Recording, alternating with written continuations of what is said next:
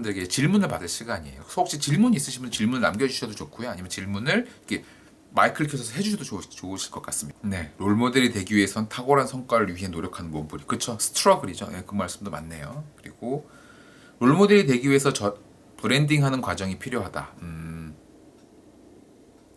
마켓에서 시장에서 자기 자신 어떻게 보여야 된다는 브랜딩이 필요하긴 하죠. 근데 사실 저는 그런 브랜딩의 측면보다는 그러니까 그런 과정에서 브랜딩 측면보다는 아까 말씀드린 대로 자기 삶에서 닥친 그 시련들을 어떻게 대하느냐, 그래서 그것들을 어떻게 이겨내가는 스토리들을 이어가느냐라는 것에 대해서 생각을 하고 만들어 가시면 좋을 것 같아요. 예를 들어서 저 같은 경우도 제가 이렇게 회사에 복직을 한다는 말을 한 다음에 여러분들이,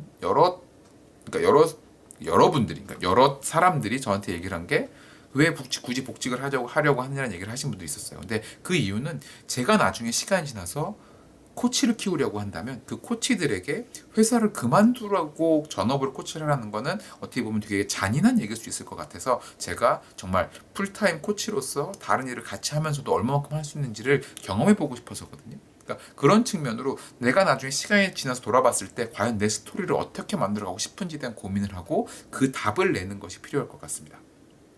그렇죠. 지금 그 스스로가 책의 스토리가 되기란 말씀을 해주신 분이 있는데요. 그러니까 현장님이 해주셨는데 내가 만약에 책의 저자고 빈 책을 한 권 들고 있어요. 여기다가 내 삶을 한 권의 책으로 써내려간다라고 하면 과연 어떤 이야기를 쓰고 싶으세요? 라고 하는 것에 대해서 실제로 테드 강연을 들은 적도 있었어요. 그러니까 그 영상은 제 카페에 오시면 아마 그 명료성에 대한 영상들 중에 거기 실제로 방금 그 얘기가 있습니다. 내 삶으로 책을 쓴다면 어떤 책을 쓰고 싶은가를 영상이 있어요. 실제로 그분이 다리가 이제 그 양쪽 다리가 다 무릎 아래로 없는 분인데 스케이트보드 이제 전 세계 1위까지 올라갔던 그분이 그 얘기를 하는 얘기가 있는데요. 그 굉장히 인상이 깊은 동영상이거든요. 그래서 오셔서 보시면 좋을 것 같습니다.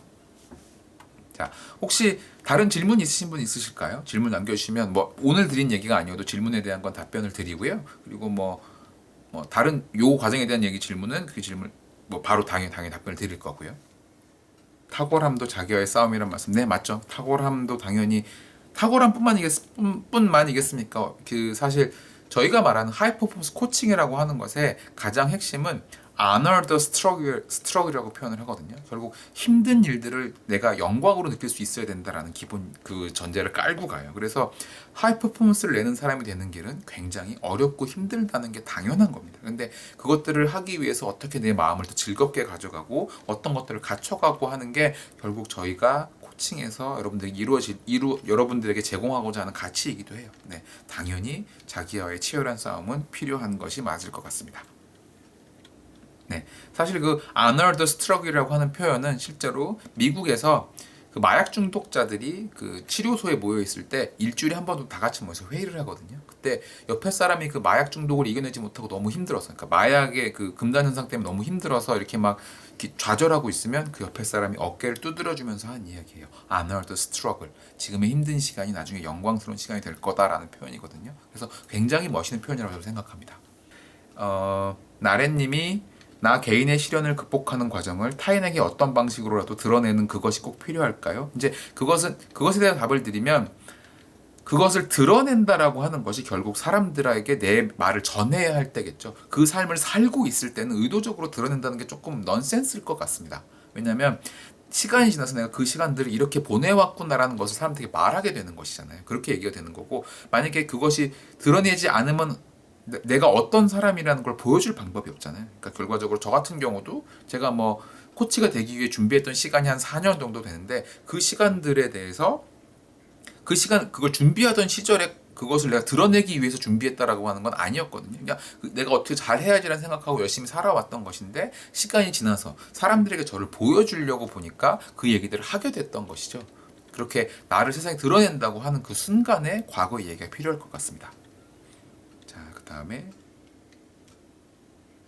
롤모델로 가는 길 중에 일단 시작을 하고 의심에도 불구하고 나아가고 상처내도 내딛고 등등 이렇게 매일매일 탁월해지는 걸 어찌 알 수 있나요? 라는 질문을 이제 민희수님이 하셨는데요.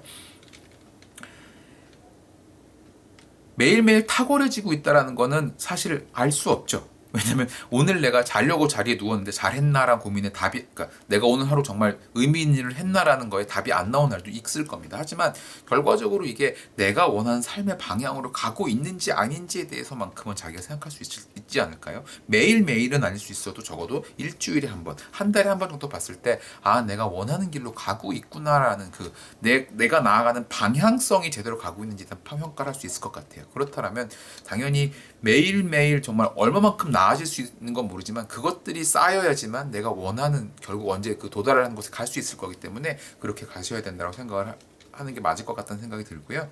자, 나머지 시간은 어떻게 효과적으로 활용하시는데 나머지 시간은 어떻게 효과적으로 활용하시는데 집중하시는 키는 뭘까요? 나머지 시간을 효과적으로 하시는 팁, 키?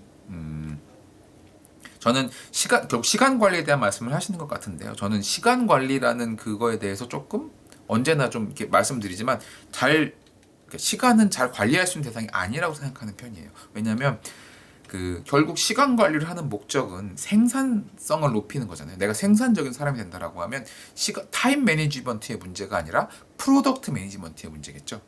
그러니까 시간을 관리하는 게 아니라 성과물을 관리해야 되는 겁니다. 제 생각에는. 그래서 나머지 시간이라고 하는 것들에 정말 중요하지 않은 것들을 이렇게 배치하고요. 그러니까 예를 들어서 오늘 같은 경우에도 제가 이렇게 웹 세미나를 준비한다라고 하면 웹 세미나를 만드는 시간을 오전에 이제 그 자료를 만든다라고 했을 때 그 시간이 얼마가 걸릴지는 모르지만 하여간 오전 내에 이걸 다 만들고 리뷰까지 끝내야 돼요. 그럼 그걸 제가 만약에 빨리 잘 만들었다라고 하면 리뷰 시간이 빨리 끝나서 나머지 오전 시간 중에 나머지 시간에 무언가를 할 수 있을 테고요. 근데 그게 안 된다라고 하면 오전 시간 내내 이 일을 하겠죠. 결국 그래서 저는 나머지 시간을 어떻게 활용한다는 걸 고민한다기보다 어떻게 가장 중요한 일들을 먼저 해내느냐에 신경을 씁니다. 저도 욕심이 많은 사람이어서 투두리스트를 한번 적기 시작하면 하루에 막 15개, 16개가 나와요. 그럼 당연히 다 못하거든요. 그러면 그런 관점에서 이제 리스트를 정리하면 결국 그 중에 가장 중요한 것들이 어떤 것인지 보고 그런 것들을 먼저 배치해서 최소한 가장 중요한 거 3개만 하면 내가 오늘 해야 될 일들은 일단 다 마무리했다라고 생각을 해요. 그래서 남은 시간에 내가 더 하고 싶은 것들, 더 좋은 것, 지금 마음이 더 가는 것들에서 하는 편입니다. 그래서 사실 제 블로그도 요새 제가 좀 방치를 해놓은 편이죠. 그러니까 제가 배워야 되는 것들도 있고 이렇다 보니까 실제 내용을 많이 못 올리는데 제가 다음 주까지 지금 배우고 있는 것들이 끝나면 그것에 대해서 정리를 하고 나서는 다시 또 이제 블로그에 또 정보성 글도 올리고 새로 시작한 팟빵이나 전부터 하고 있던 유튜브에도 관련돼서 올리려고 조금 더 신경을 쓰고 있어요. 그래서 과연 내가 복직 이후에는 어떻게 그런 것들을 이어갈지에 대한 생각도 하면서 정말 그 다음에 가장 중요한 생산물이 뭘까? 내가 복직 이후에 만들어내는 가장 중요한 생산물이 뭘까라는 생각을 하면서 그 계획을 하는 편입니다. 근데 나머지 시간에 대한 팁이 아니긴 하네요. 근데 결과적으로 방금 말씀드린 대로 나머지 시간보다 중요한 건 가장 중요한 성과물이 뭔지에 대해서 먼저 생각하는 거죠. 그래서 제가 항상 강연에서 말씀드리는 무엇이 중헌디 있잖아요. 항상 거기 피치를 제가 넣죠. 무엇이 중헌디 그 생각을 하고 지금 가장 중요한 걸 먼저 하는데 실제로 시간을 많이 쓰는 편이에요. 네, 사실 방금 보였던 질문 7가지는 어떤 질문이냐면 브랜든 버처드가 자기가 이제 힘들고 자기 자신에 대한 그 믿음을 가지지 못할 때 실제로 브랜든도 세상에 데뷔하려고 했을 때 완전 파산을 해서 정말 여자친구 집에 얹혀 살았거든요. 그 시절에 자기 자신을 다잡기 위해서 써놓았던 컴퓨터에 붙여놓았던 질문들이에요. 방금 보시던 질문들이. 그래서 그 질문들을 하시면 되고요. 지혜베일님 그러시면 아까 말씀드린 대로 카카오톡 채널에서 CHPC 민코치 찾으셔가지고 채널에 추가해 주시면 제가 앞으로 그런 이 자료 보내드리는 것뿐만 아니라 뭔가 이렇게 사실 향후로는 이 웹세미나 접속 링크도 그냥 그렇게 보내드리려고 생각하거든요. 훨씬 더 쉽게 접속하시게. 그래서 그렇게 하려고 하니까 그 말씀 드렸고요. 바인더나 다른 도구를 쓰지 않으시나요? 라고 질문하셨다면 저는 구글 캘린더를 색깔을 변형해서 씁니다. 그러니까 제가 1시간 단위로 뭔가를 계획하는 일이 거의 없어요. 대부분의 경우 2시간 정도씩을 뭔가 계획을 하거든요. 그 사이에 뭔가 끝나면 다른 대기됐던 일을 더 처리할 편이어서 실제로 제가 강연에 오신 분들께는 제가 구글 캘린더를 어떻게 그냥 간단하게 만드는지 보여드리는 거 있긴 한데 그래서 저는 가장 중요한 8가지 블록을 선정하고 색깔을 다르게 놓은 다음에 일주일에 그 8블록이 잘 들어가 있는지에 대한 기준을 넣습니다. 예를 들어서 무언가를 만들고 아니면 공부하는 시간은 최소한 하루에 한 4시간 정도로 확보하려고 하고요. 성과를 만드는 시간에 대해서. 그리고 가족과 보내는 시간 2시간 이상, 그리고 아무것도 안 하게 노는 시간도 한 2시간 이상. 그리고 그다음에 사람들을 만나는 시간 2시간 이상, 그리고 하루를 돌아보는 시간 한 30분 이상 이런 것들을 집어넣어서 구글 캘린더를 쓰는데요. 사실 구글 캘린더도 꼭 필요한 시기에만 챙겨서 써요. 무슨 얘기냐면 예를 들어서 요새 같은 경우는 이제 제가 만들어야 되는 결과물도 많고 배워야 되는 게 많다. 그럼 이런 때는 이제 시간 배치가 좀 이렇게 스트레스를 받도록 잘해야 되기 때문에 구글 캘린더랑 그 아이폰을 연동해서 이제 알람을 울리게 해가지고 쓰는데 예를 들어서 내가 집중해서 해야 될 일이 하나다. 그러니까 예를 들어 작년 10월처럼 제가 자기설계 정규 과정을 매주 2시간씩을 오픈을 10주간 연속을 하는 기간에는 구글 캘린더 같은 거 쓸 필요도 별로 없었어요. 왜냐면 내가 월요일 날은 녹화하고 화요일 날은 월요일 날은 예를 들어서 자료 만들고 화요일 날은 녹화하고 수요일은 편집하면 하루가 다 갔거든요. 그러면 그럴 때는 굳이 계획할 필요도 없는 거죠. 나한테 지금 가장 중요한 한 가지만 하면 된다라고 생각하고 그것에만 집중을 했었습니다. 실제로 브랜든 버처드의 경우에도 하이 퍼포먼스 플래너라고 하는 플래너를 만들어서 사람들 꼭 쓰라고 얘기를 해요. 근데 저는 제가 하이 퍼포먼스 코치인데도 사실 그 플래너를 이렇게 처음에는 써봤지만 지금은 잘 쓰고 있지는 않아요. 물론 그래서 바인더라는 걸 제가 잘 챙겨서 쓰면 더 효과를 볼 수도 있겠죠. 그런데 저는 제가 이걸 장기적으로 계속 쓸 수 있는 사람일까라는 고민을 해보면 잘 아니다 보니까 그걸 사용하지는 않는 편입니다.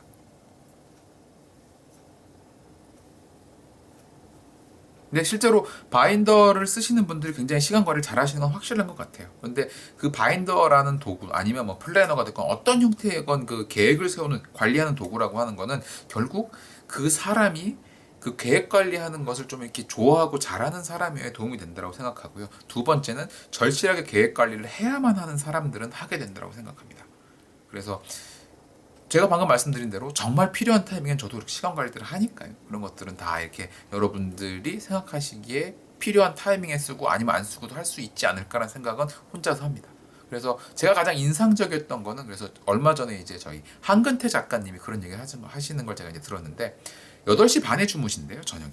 그리고 새벽에 3시에 일어나서 아침 뭐 8시, 9시까지 글을 쓰신다고 하는데 그것만 하면 하루에 가장 중요한 일을 다 했기 때문에 나머지에서 크게 스트레스 받을 게 없다라고 하시는 걸 보고 아, 정말 저게 고수구나 라는 생각을 했었습니다. 다른 뭐가 중요하냐? 정말 내가 딱 글을 쓰고 그에 대한 성과를 내는 게 가장 중요하기 때문에 나머지는 그때 그 다음에 고민해도 된다라는 그 말씀이 정말 고수의 시간 관리가 아니었나라는 생각을 했었던 적이 있었어요. 채널 추가 감사합니다.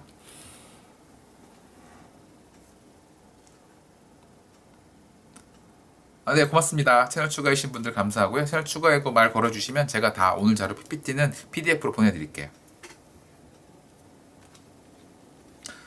혹시 추가로 질문 있으신 분 질문 남겨주시고요. 이제 시간이 저는 이게 좀 기다리면서 질문을 받을 거지만 이제 뭐 나가실 분들 쭉 나가셔도 괜찮을 것 같습니다.